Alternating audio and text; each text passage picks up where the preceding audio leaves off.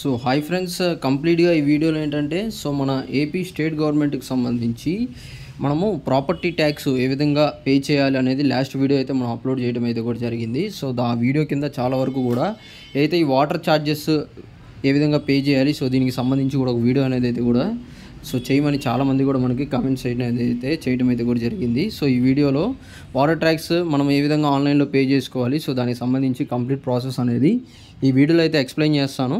So ఇప్పటివరకు ఇంకా ఎవరైనా మన ఛానల్ కానీ సబ్స్క్రైబ్ చేసుకోకపోతే ఛానల్ అయితే సబ్స్క్రైబ్ చేసుకొని కింద మన టెలిగ్రామ్ గ్రూప్లో అయితే కూడా జాయిన్ అవ్వండి. సో లేటెస్ట్ అప్డేట్స్ కోసం వన్స్ మీరు అఫీషియల్ వెబ్సైట్ అనేది అయితే ఓపెన్ చేసిన తర్వాత ఏదైతే ఏపీ గవర్నమెంట్ వాటర్ ఛార్జెస్ అని మీరు గూగుల్లో టైప్ చేయగానే మనకి ఫస్ట్ వెబ్ పేజ్ అనేది అయితే ఒకటి వస్తుంది, cdma.ap.go.in అని.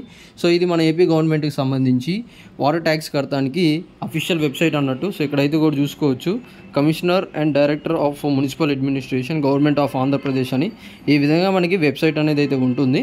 సో కింద డిస్క్రిప్షన్లో కూడా నేను ఆ వెబ్సైట్ లింక్ అనేది అయితే ప్రొవైడ్ చేస్తాను. సో మీరు అక్కడ నుండైనా చెక్ అనేది అయితే చేసుకోవచ్చు. సో ఫస్ట్ వీడియో అయితే ఎండ్ వరకు అయితే చూడండి, ఈజీగా అయితే మన ఒక మొబైల్ ఫోన్ నుండే ఛార్జెస్ అనేది అయితే పే చేసుకోవచ్చు. సో వన్స్ మీకు ఈ విధంగా ఓపెన్ అవ్వగానే ఇక్కడ వాటర్ ఛార్జెస్ అనేది ఉంటుంది. సో ఇక్కడ డిస్టిక్ అనే దగ్గర వాటర్ ఛార్జెస్ చూసుకున్నట్టయితే ఇక్కడ మనకి డిస్టిక్ అనే దగ్గర మీ యొక్క ఏ డిస్టిక్ అనేది అయితే సెలెక్ట్ చేసుకోండి. మాది గుంటూరు కాబట్టి నేను గుంటూరు అనేది అయితే సెలెక్ట్ చేశాను. సో నెక్స్ట్ కార్పొరేషన్ లేదంటే మున్సిపాలిటీ. సో గుంటూరులో కూడా మనకి వేరే డివిజన్స్ అయితే ఉంటాయి. సో మాది గుంటూరు లోకల్ కాబట్టి గుంటూరు అనేది అయితే సెలెక్ట్ చేశాను. దాని తర్వాత మీరు పేమెంట్ టైప్ అనే దగ్గర సబ్మిట్ అనేది అయితే క్లిక్ చేయండి. సబ్మిట్ అనేది అయితే క్లిక్ చేసిన తర్వాత మనకి ఇంకొక కొత్త ఇంటర్ఫేస్ అనేది అయితే తీసుకువెళ్తుంది. సో ఈ విధంగా మనకి న్యూ వెబ్ పేజ్ అనేది అయితే ఓపెన్ అవుతుంది. సో ఇక్కడ ఏంటంటే మన యొక్క వాటర్ ట్యాక్స్ లేదంటే వాటర్ ఛార్జెస్కి సంబంధించి ఏదైతే మన యొక్క రెసిప్ట్ నెంబర్ లేదంటే మనకి అసెస్మెంట్ నెంబర్ లేదంటే నెసిట్ నెంబర్ కానీ మీకు ఐడియా లేకపోయినట్టయితే ఏదైతే ఆ ప్రాపర్టీ లేదంటే ఏదైతే మీ హౌస్ ఉందో ఆ ఇల్లు ఎవరి పేరు మీద రిజిస్టర్ అయ్యి ఉందో వాళ్ళ పేరు అనేది అయితే కూడా ఇక్కడ ఎస్ఎస్సి నేమ్ అని ఉంది కదా, సో మీరు అక్కడైనా ఎంటర్ అనేది అయితే చేయొచ్చు. లేకపోతే మీ యొక్క డోర్ నెంబర్తో సహా మీరు ఫుల్ అడ్రస్ అయినా ఎంటర్ చేస్తే మనకి కింద ఆటోమేటిక్గా దాని యొక్క డీటెయిల్స్ అయితే వస్తాయి. సో మ్యాక్సిమం మీరు నేమ్ అనేది అయితే సెలెక్ట్ చేసి అయినా మనమైతే చూసుకోవచ్చు. నేను ఒకసారి ఆ డీటెయిల్స్ ఎంటర్ చేస్తే మనకి ఏ విధంగా డీటెయిల్స్ వస్తాయనేది కూడా చూపిస్తాను. సో ఇక్కడైతే చూసుకోవచ్చు, ఈ విధంగా డీటెయిల్స్ అనేవి అయితే వస్తాయి. సో మా అడ్రస్ కూడా చూసుకోవచ్చు, Sangadagunta, status. So water charges due అనేది అయితే 960 రూపీస్ అనేది అయితే కూడా మేమైతే పే చేయాల్సి ఉంది. సో ఈ 960 రూపీస్ కూడా ఇట్లా చూపించిన తర్వాత ఇక్కడ యాక్షన్స్ అని కనపడుతుంది కదా, అక్కడ సెలెక్ట్ అండ్ యాక్షన్ అని ఉంది కదా. సో మీరు అక్కడ క్లిక్ చేయగానే మనకి 2 ఆప్షన్స్ అనేవి అయితే వస్తాయి. సో ఈ విధంగా 2 ఆప్షన్స్ అయితే వస్తాయి అన్నమాట.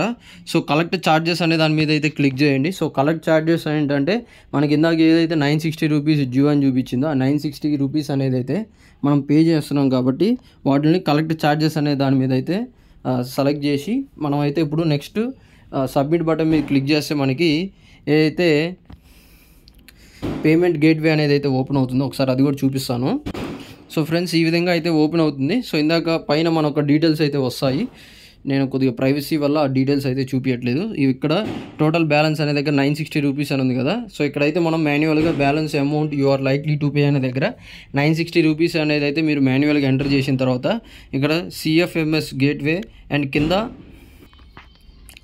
Do you agree terms and conditions అనే దగ్గర సెలెక్ట్ చేసిన తర్వాత నెక్స్ట్ పే ఆన్లైన్ అనే ఆప్షన్ మీద అయితే మీరు క్లిక్ అయితే చేయాల్సి ఉంటుంది. సో పే ఆన్లైన్ వచ్చిన తర్వాత అక్కడ credit card, UPI, debit card select చేసుకొని మనం పేమెంట్ అనేది అయితే కూడా పే చేసిన తర్వాత ఈ విధంగా మనకి రెసిప్ట్ అనేది అయితే కూడా జనరేట్ అవుతుంది. సో మీరు దీన్ని ఒక స్క్రీన్ షాట్ అనేది అయితే కూడా తీసుకోండి. సో ఆ స్క్రీన్ షాట్లో ఖచ్చితంగా టైం, డేట్తో పాటు పేమెంట్ రిఫరెన్స్ ID అనేది అయితే ఒకటి ఉంటుంది. సో దాన్ని కూడా మీరు స్క్రీన్ షాట్ అనేది అయితే కూడా తీసుకోండి అనమాట. సో దాని తర్వాత మనకి ఆటోమేటిక్గా రిసిప్ట్ నెంబర్ అండ్ రిసిప్ట్ అనేది అయితే కూడా ఒకటి జనరేట్ అవుతుంది. సో ఇక్కడైతే చూసుకోవచ్చు, your payment of 960 has been received, reference number అనేది అయితే ఈ విధంగా వస్తుంది. సో ఇక్కడ జనరేట్ రిసిప్ట్ అనే మీద అయితే క్లిక్ చేస్తే మన యొక్క పేమెంట్ రిసిప్ట్ అనేది అయితే కూడా జనరేట్ అయితే అవుతుంది. సో కొన్నిసార్లు సర్వర్ డౌన్ ఉండటం వల్ల మనకి రిసిప్ట్ అనేది అయితే జనరేట్ అవ్వకపోవచ్చు. కాకపోతే మనకి ఏదైతే ఈ రిసిప్ట్ నెంబర్ అనేది అయితే ఆన్లైన్ ఏదైతే ఏపీ గవర్నమెంట్ ఏదైతే ఈ మున్సిపల్ అడ్మినిస్ట్రేటివ్ వెబ్సైట్లో మనం పే చేసినట్టుగా మనకి రిజిస్టర్ అనేది అయితే ఆటోమేటిక్గా సైట్లో అప్డేట్ అనేది అయితే అయిపోతుంది.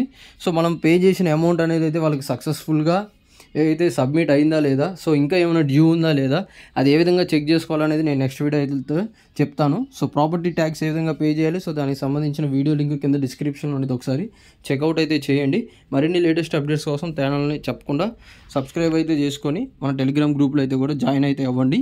So thank you for watching this video.